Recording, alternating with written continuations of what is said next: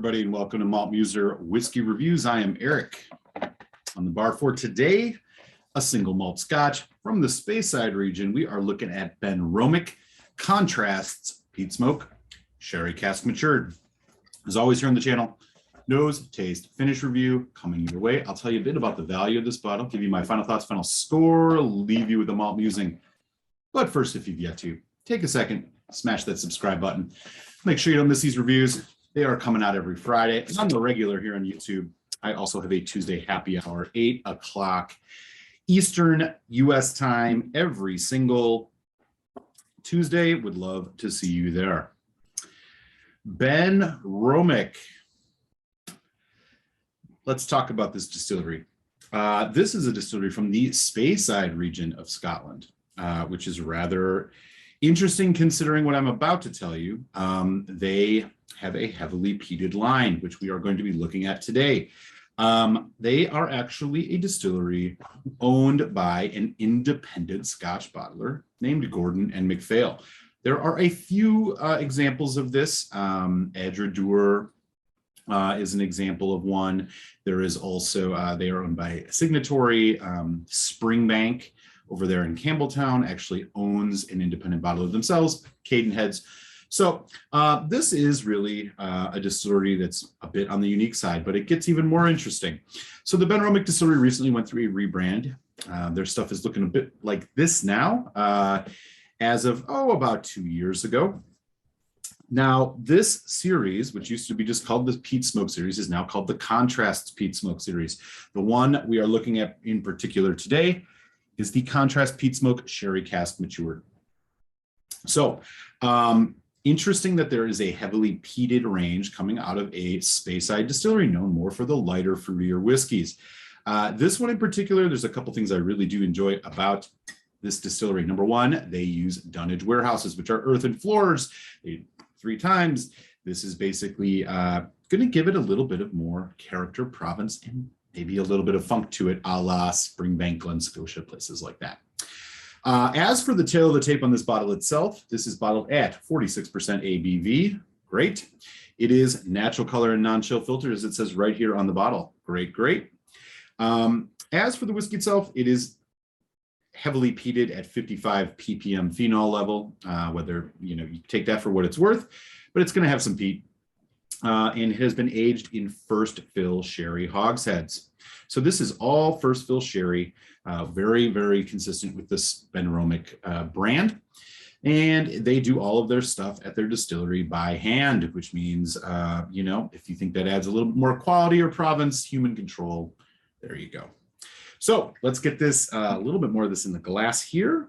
Last thing I'll mention before we conclude, they do not have an age statement, but they do have a vintage. This was distilled 2012, bottled 2021. So we are looking at an 8 to 9 year old whiskey.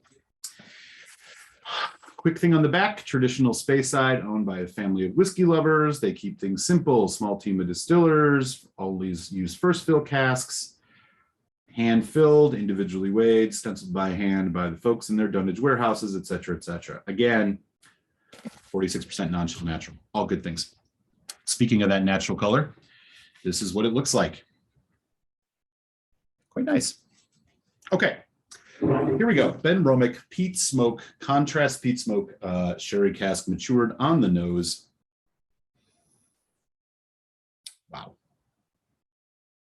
There's a lot happening here.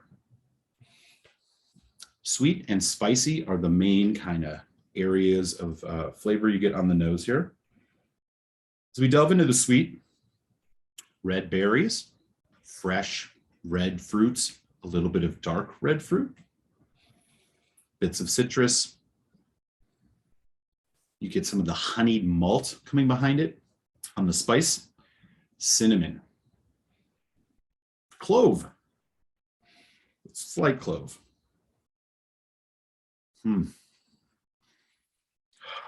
There's almost like a hint of like a barbecue dry rub in this. A bit of ginger, maybe gingerbread. And then there's the smoke. It is moderately smoky. It is not like a Lafroig punching you in the face, but it is smoky. You do have some of that peatiness that you can kind of pick up in here. You're also getting a bit of that warehouse funk, which is kind of like damp. And then there's a hint of vanilla on the end of it. It smells like an old school Scotch whiskey. Let's give it a taste. Solange.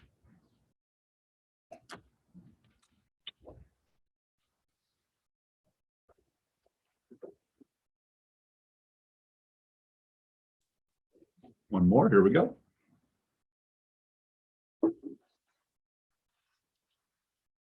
The fruity sherryness is dominant on this. It's medium viscosity, but full flavor and quite rich. Coats the mouth. You're getting kind of sweet red fruits, red berries, strawberry, maybe a little bit of raspberry. As it develops, there's a creaminess to this, vanilla honey. And while that's going through, there's a thread of this kind of effervescent, funky, ashy peat smoke that's going all the way through it. It is not overpowering. It's quite complementary. You get a bit of a spice hit on the back end, coming in the form of cinnamon, a bit of chocolate, slightly milk chocolate, slightly dark chocolate. It rides into a medium long finish. Sherry, peat, smoke, ash, funk, slight barrel char. Just quite delicious. Very, very balanced and seamless all the way through the experience here. The nose is very lined up with the palate on this, so the taste is really what you expect. Now, let's put some water on this. Again, 46% non-chill natural, exactly what we want to see. I'm putting about 4 or 5 drops on here. Switch it around a bit here. Let's see what we get. Okay, the water, kicking up more of that barrel, more of that warehouse funk. This is not a whiskey for a beginner.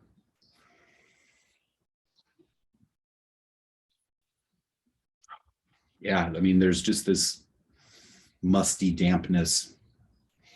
Again, those red fruits, this kind of vanilla, this malted barley note that's kind of honeyed, all showing up in here. A lot of cinnamon, ground cinnamon, even red hot candy cinnamon, slight strawberry licorice type thing, maybe a little bit of anise. For the most part, the nose is the same, but it's a little bit more lively. Here we go.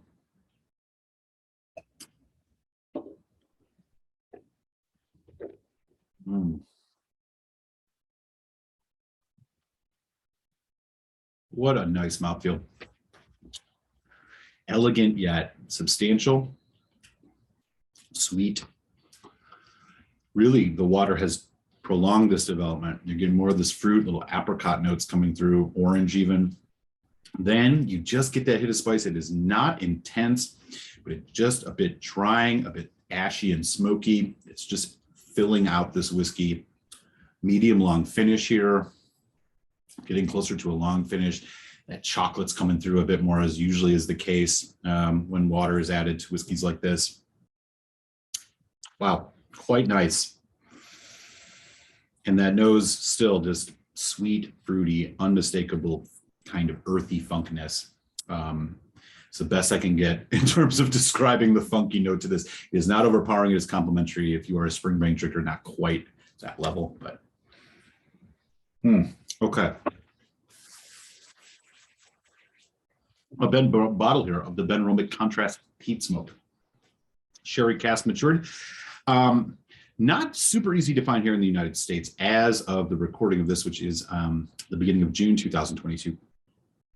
You can find this overseas, and if you do, you are looking at around that $60 US price point, which is, I think, a good price for this. You will, of course, will have to pay a little bit of shipping, et cetera, but as it stands around $60, $65 USD, this is a high value whiskey. You are getting an integrity bottling. You are getting sherry, peat, things that usually raise that price up a little bit. But this bottle definitely is in the high value range. Okay. let's talk final thoughts. So putting aside whether you have strong opinions or otherwise about Benromach's new branding, this Contrast Peat Smoke series is quite good. They have a bourbon cask version of the peat smoke as well, which has kind of been their staple. A lot of other things in this range, 10-year, 15-year, 21-year, a couple different wine cask finishes. There's a lot of good things coming out of Benromach, which is one of the reasons it's one of my favorite distilleries. And in these times of increasing prices and inflation, Benromach is one of these kind of fly under the radar distilleries, doesn't quite get all of the center of attention, as it were, as a lot of other ones do, which I think is to its favor. You can find these at good prices. It is quality whiskey. As for this one in particular, I would not be surprised, to those of you who have been Malt Muser viewers for some time, that if you would see this at the end of the year in my top 5 whiskeys of the year, scotches for sure. The first fill sherry, the peat, the just full flavor, the complexity, age statement, non-chill filtered, natural color. This is everything you want. Now, compared to some of our other heavily peated sherry whiskeys, I'm thinking about like Lafroig 10 Sherry Oak, for example. I don't know if we can quite compare this because the peat is just so different with Lafroig. But for people who are generally fans of sherry influenced, sherry finished, or sherry matured peated Scotch whiskeys, this is just one you need to have on your shelf. I am so glad that I bought a second bottle, and I will be definitely looking to get another. This whiskey to me is about as good as it gets for the range, the price range, and the age that you're getting this at. I'm going to give this a 4.25 out of 5, which means I highly recommend you go out and get yourself a bottle of this. I will not be surprised as this oxidizes even further if this could even reach a 4.5 range. So if you are a 90-point scale or a 100-point scale person, this is like a 92. This is really where this falls. It's that good of a whiskey. And, for the quality you're getting here these days, the specs are perfect. You really, really can't ask for more. So high praise for the Benromach Contrast Peat Smoke Sherry Cask Matured, 4.25 out of 5, leaning towards that 4.5. If you like this type of profile single malt Scotch and you've been drinking some Scotch whiskeys for a while that have peat, this is one you need to try. So that is the final score on the Benromach Contrast Peat Smoke Sherry Cask Matured. If you have had this, let me know down in the chat. I would love to hear what your thoughts are on it. I am going to pour me another dram because it's just that good. One anecdotal thing I'll mention, usually after you drink a peated whiskey or a sherry, this could really be a kind of the last whiskey you drink of the night because of what it does to your palate. I find myself able to even sip some things after this. It's not too much of anything, but it's done doing everything in it right. So just love it. One of my favorite of the Benromach range. Definitely one I would recommend. So I'm going to raise this second dram and send you guys to your malt musing. I will catch you next time here on Malt Muser Whiskey Reviews. Salam Shabbat.